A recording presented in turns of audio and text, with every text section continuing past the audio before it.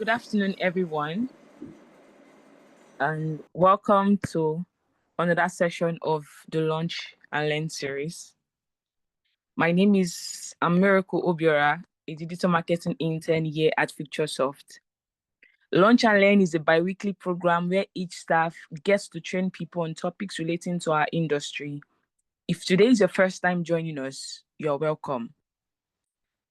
Today, Toni Olutomiwa, our design intern, will be facilitating the session on the topic accessibility, inclusive design, and why it is important for your business. Kindly mute your mic as we continue with the session. And if you have questions to ask as the session goes on, kindly drop them in the chat and they'll be addressed by Toni after our presentation. Thank you for your cooperation. Over to you, Toni. Okay, thank you, Miracle. Good evening, everyone. Thank you for joining us today for today's Lunch and Learn. Today we'll be discussing accessibility, inclusive design, and why it's important for your business. So first of all, we'll be discussing what is accessibility. So accessibility is the concept of whether a product or service can be used by everyone, however they encounter it. According to the World Health Organization, approximately 1.3 billion people globally live with some form of disability. So that would be about 16% of the world's population. And so this means that 1 in 6 people globally live with a disability. Accessibility is something that benefits everyone, not just people with permanent disabilities. As we age, more of us will experience some kind of physical limitation. And designing accessibly means that we're designing for the widest possible audience as well as our future self. Some of the common challenges that people face are visual, so that could be color blindness or low vision, motor or mobility, so that would be limited dexterity, auditory, so hearing loss or hearing difficulties, cognitive or learning disability, so dyslexia or any type of cognitive disability, as well as seizures. So people that are that have photosensitive epilepsy. It is important for us to understand these barriers so that we can identify ways to design better experiences that work for a wide variety of people. So accessibility means designing for everyone. And it means whether your product or service can be used by everyone, regardless of how they interact with it. This includes aging individuals and people that are in temporary or situational that have temporary situational impairment. So this could be carrying a baby or broken arm, bright sunlight, or even something like slow internet. Now that we've spoken about accessibility, let's dive into what exactly inclusive design is. So inclusive design welcomes users from diverse backgrounds, ensuring that factors such as race, gender, and religion do not hinder their digital experiences. It is a process for creating a design that can be used by a diverse group of people. Inclusive design is closely related to accessibility, but rather than an outcome, it's a methodology for how to approach design. Inclusive design, in particular, recognizes that solutions that work for people with a disability are also likely to work for people in diverse circumstances. In the digital realm particularly, the process of inclusive design starts with identifying situations where people are excluded from using particular technologies. Recognizing that exclusion can happen to anyone depending on the particular circumstance is a key element into the exclusive design methodology. An example of inclusive design is the Microsoft Accessibility page. This page features inclusive imagery, people of different abilities, races, ages, using assistive technology like screen readers, prosthetics, hearing aids. It frequently uses images of people with diverse abilities, like I had mentioned, and it includes racial, cultural, and gender diversity in product imagery and marketing. Another example is the Dove Purpose Campaign webpage. It highlights body positivity on retouched photos, real people of different shapes, sizes, skin tones, and ages. Now let's talk about the similarities, differences, or like accessibility versus inclusive design. So accessibility focuses on removing barriers, while inclusive design is the process of thinking about diverse users from the start. So while accessibility ensures people can access content, inclusive design proactively designs for diversity. Accessibility is outcome focused, while inclusive design is process focused. Accessibility is often the outcome of applying inclusive design principles. Accessibility removes barriers while inclusive design prevents exclusion. Both work together to create better experiences. Now, let's discuss why accessibility is good for your business. A lot of accessibility features directly improve SEO. That's our search engine optimization. For example, using proper headings, descriptive alternative text for images, and semantic HTML makes it easier for search engines to understand and index your content. Search engines tend to rely on semantic HTML, and so this overlaps with accessibility and helps the discoverability of your content. Alternative text for images, clear headings, and proper link descriptions make content easier for search engines to index. Accessible websites also tend to load faster, work better on mobile devices, and often clean, structured content, all of which are important SEO ranking factors. So when you design for accessibility, you are also increasing your chances of being discovered by more potential customers through search engines. Accessibility best practices also lead to better usability for everyone. Simplified navigation, clear language, and thoughtful design benefit all users, not just those with disabilities. These features tend to reduce user frustration. If people can easily find what they need and complete tasks without barriers, then they are more likely to stay on your site and recommend it to others. Accessibility features like keyboard shortcuts, captions, or readable fonts create smoother, more enjoyable user experiences.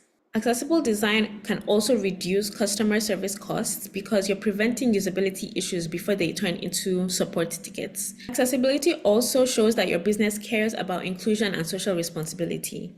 This builds trust with your customers, your partners, and even your regulators. It demonstrates your company's commitment to inclusion and customer care. It builds trust with your diverse audience, investors, and partners. And a positive reputation leads to stronger customer loyalty and word of mouth referrals. In many industries, being known as an inclusive, socially responsible company is a competitive advantage. Accessibility is becoming a key part of corporate reputation, especially as more customers pay attention to ethical business practices. Accessible design can also become a selling point in B2B and government contracts where compliance is valued. Accessibility isn't just about disability, it's also about real-world use. You're able to reach more users across devices and environments when you take accessibility into account.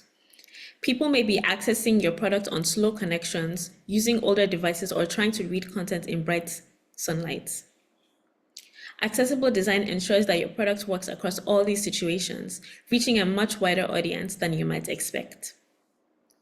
This is especially important for global markets, where technology and infrastructure vary widely.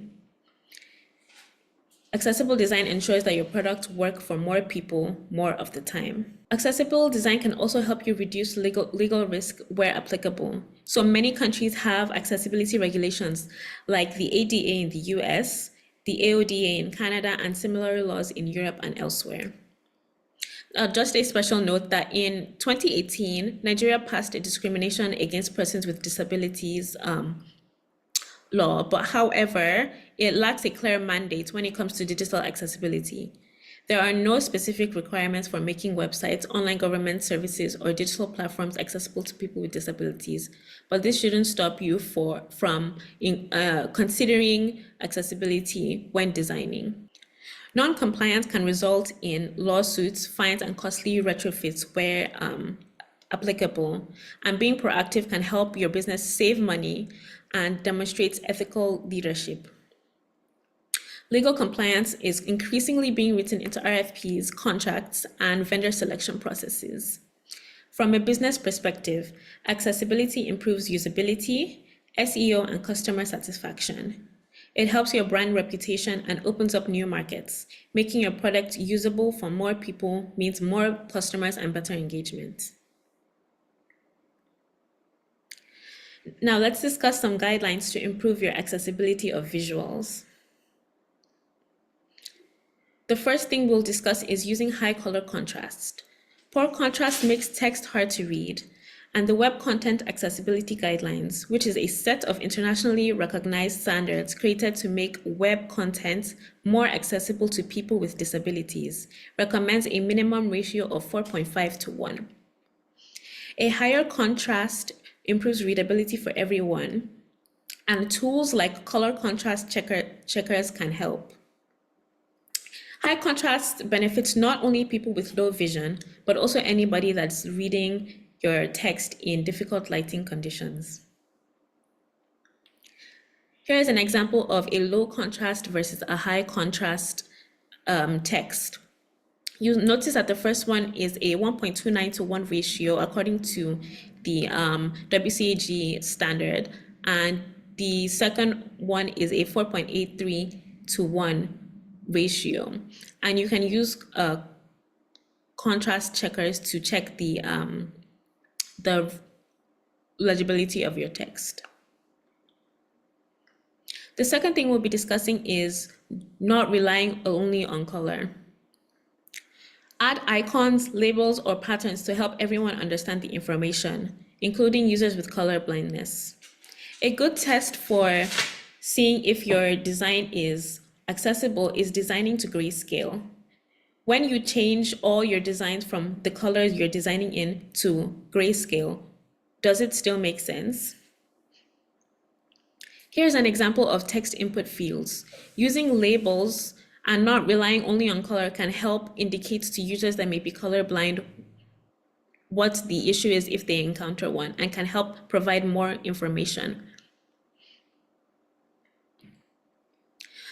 Another example is we have a red to green, or an image of what a red and green button set would look like to somebody that has red-green color blindness. As you can see on the left, the red and green shows up as a darker brown and a lighter brown for somebody that has red-green color blindness, and this could be an issue. So something you can do is be strategic about your color use. Be intentional about using the use of color for CTA. So highlighting maybe one CTA, your more active CTA with color, and then either leaving the other one as white or using an outline as your secondary button style. On the right, you will see some graphs. So something you can do is also including text and not just relying only on color.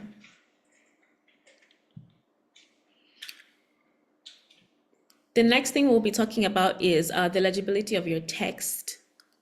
Fonts matter. So sans serif fonts like Verdana and Tahoma are often easier to read. Also, increasing line spacing often makes your text more legible. 1.5 line height is a good rule of thumb. Also, when choosing a font to use for your website or any design you're using, it is important to consider characters like uppercase I and lowercase l. An example of fonts or typefaces that may be confusing are Arial and Times New Roman. As you will notice, the uppercase I and the lowercase l are identical, and the same thing for the number 1 and the lowercase l for Times New Roman. These could be easily mixed up and can lead to confusion. And so using fonts like Verdana or Tahoma, where the one uppercase I and lowercase l are distinct, is best practice. Use simple and clear language when descriptive links when designing. So it minimizes confusion by ensuring information is communicated clearly and directly, and it makes it easier for users to understand. Avoid using vague text like click here for links and buttons, and instead describe exactly what the users will get, which will also help with SEO and screen reader users. So as opposed to using a CTA like click here, it is more beneficial to have a more descriptive text for your button, like download annual reports. Next, we want to make sure to design for assistive technologies. Many people use screen readers, magnifiers, or navigate by keyboard. So make sure that your interactive elements have clear focus states, use proper alt text for images, and provide transcripts or captions for audio and video content. Content must be properly designed and coded so that it can be controlled by speech. Keyboard compatibility is the basis for such coding. And in addition, labels and identifier for controls in the source code need to match their visual presentation so that it is clear which speech command will activate a control. We also have a short video describing more about what exactly a screen reader is, so we have a better idea of how this works, and this can help inform our design.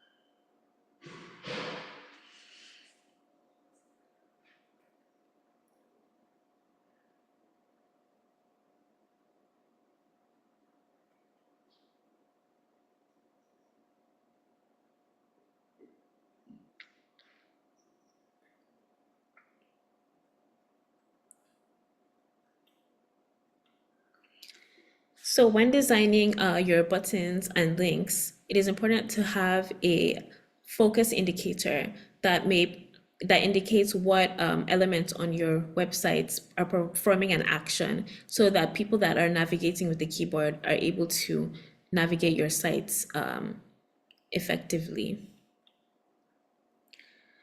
The last thing is to test early and next thing is to test early and often. Use tools like Ask DevTools or Wave to check for common accessibility issues on your sites. But automated tools are not enough. You also need to test with real users. Testing with about 5 real users, including assistive technology users, can give you valuable insights. And make sure to iterate and improve your design continuously. And the last thing we could talk about in terms of guidelines for designing for visual accessibility is to follow established guidelines. There are standards that you can follow. The WCAG 2.1 is the most widely recognized. Apple, Google, and Microsoft also offer accessibility guidelines that are practical and easy to reference for design teams. Now let's take a look at a real-world example of good accessibility, the BBC websites. Something BBC does right is it has a custom-built accessibility testing framework. It uses consistent alt text and descriptive links. It is easily navigable with keyboard, and it includes accessibility settings and options. BBC designs for global, multilingual, and multi-ability audiences, considering diverse reading levels, screen sizes, and assistive technologies. So the BBC uses a combination of automated and manual accessibility testing frameworks to ensure its digital products are accessible to everyone. The BBC's primary tool is BBC Ally, an open source JavaScript-based tool that checks URLs against the BBC's accessibility guidelines. BBC also uses consistent alt text and descriptive links. As you can see in the highlighted image in red, the alt text complements the context of the article, and it is described in a way that helps blind users understand the scene. For example, the image highlighted with the red box, a collage showing a boy, the alt text reads, a collage showing a boy jumping from a diving board into a red book, with the credits of the image credits. The alt text isn't just a file name or a generic label, it's informative and descriptive. The BBC site, particularly the BBC Sounds, is also easily navigable with a keyboard. It allows users to access all the interactive elements using the tab key and activate them with enter or space keys. Specifically, the BBC Career site and the BBC Sounds platform are highlighted as being keyboard accessible. If you look on the screen, the pink highlighted area is the area that is currently selected on using a keyboard navigation. So the tab key navigation is the primary way to navigate the BBC website with the keyboard. You can use the tab key to move focus between interactive elements such as links, buttons, and form fields. Once an element has been focused on, the enter or spacebar keys can be used to activate it. The BBC also ensures that all focusable elements have a visible focus indicator as seen by the red highlight on the screen, or the pink highlight on the screen, excuse me, making it clear which element is currently selected. BBC also includes accessibility settings and options, particularly for their web audio and video players. The BBC offers various accessibility settings to make its content more accessible to users with disabilities, and these include subtitles, audio description, and sign language options, which can be accessed through BBC iPlayer and other BBC platforms. Accessibility inspires innovation. Accessibility isn't a limitation, it's a design challenge that often leads to more innovative and elegant solutions. Many accessible features end up benefiting all users and improving the overall experience. Constraints drive creativity. Designing with accessibility in mind encourages us to think deeper and design better solutions. In conclusion, accessibility is a smart decision, business decision. It benefits everyone, drives business growth, and strengthens your brand. Start small, test often, and make accessibility a part of your design culture. When you design for accessibility, you design for everyone, including your future self. Here are some excellent resources that you can start using today. Accessibility checkers like the Axe Dev Tools, Andy, and Wave, the WCAG 2.1 Web Accessibility Guideline, and other established guidelines like the Microsoft Inclusive Design Toolkit can help your team build more accessible products. Thank you for listening. Thank you so much, Toni, for the session. If you have any questions, you can go ahead to ask your questions. In the absence of questions, we can now bring the session to an end. And if you have questions while watching the video, drop them in the comment section. We will be very happy to answer your questions. Join us next time for another session. Have a lovely day, everyone.